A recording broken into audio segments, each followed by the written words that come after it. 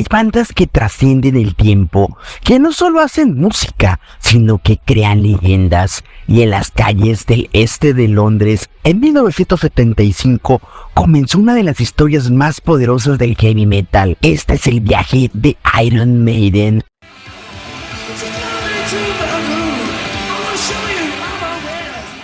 Una banda que se forjó entre riff y acordes y que más de 4 décadas después sigue liderando el legado del metal en todo el mundo.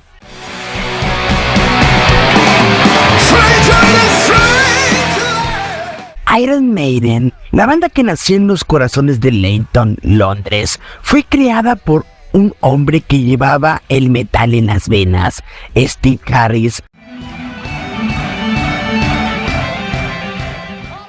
Bajista y compositor principal, pero como toda gran historia, sus inicios fueron todo menos fáciles. El camino fue turbulento al principio, con varios cambios en la formación, buscando siempre el sonido perfecto que definía la banda.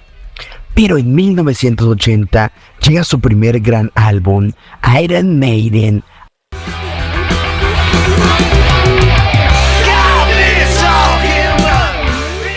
Álbum homónimo con el inigualable Paul Di'Anno al frente de las voces.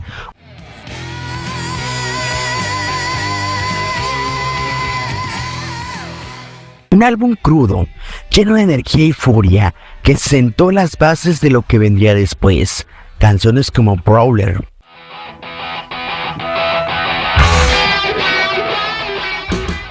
Phantom of the Opera,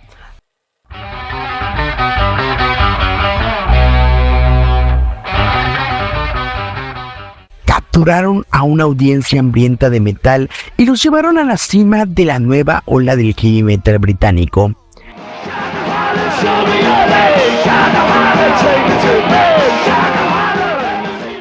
Pero fue en 1981 cuando se produce el gran cambio.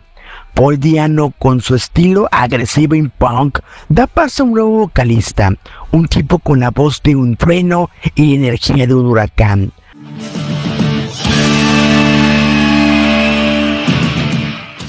Bruce Dickinson.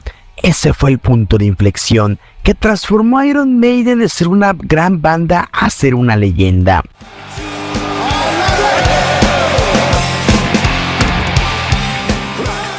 Y así en 1982 lanzaron The Number of the Beast. Woe to you, O earth and sea, for the devil's... Un álbum que no solo rompió todas las expectativas, sino que redefinió el género. Porque, admitámoslo, 20 millones de copias vendidas no se logran solo con suerte. Con Bruce Dickinson en las voces y ese inconfundible falsete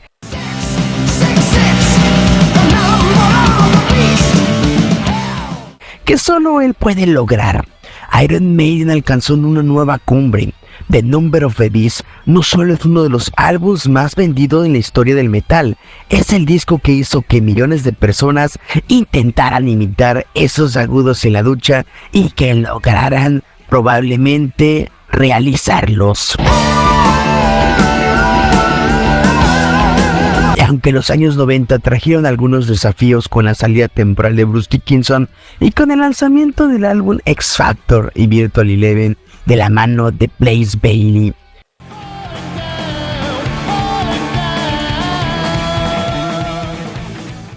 Hizo que esta historia no terminara ahí. En 1999, Dickinson y el guitarrista Adrian Smith regresarían y con ello Maiden volvió más fuerte que nunca.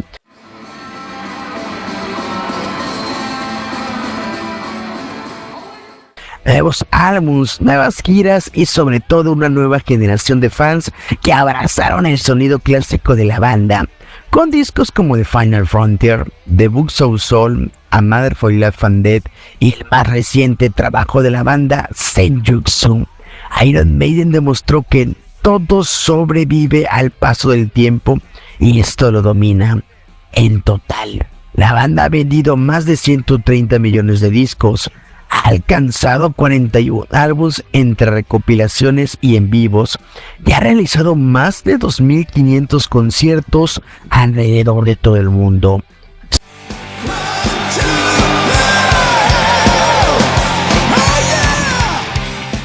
Su influencia en la música y en la cultura es incuestionable y su legado sigue creciendo.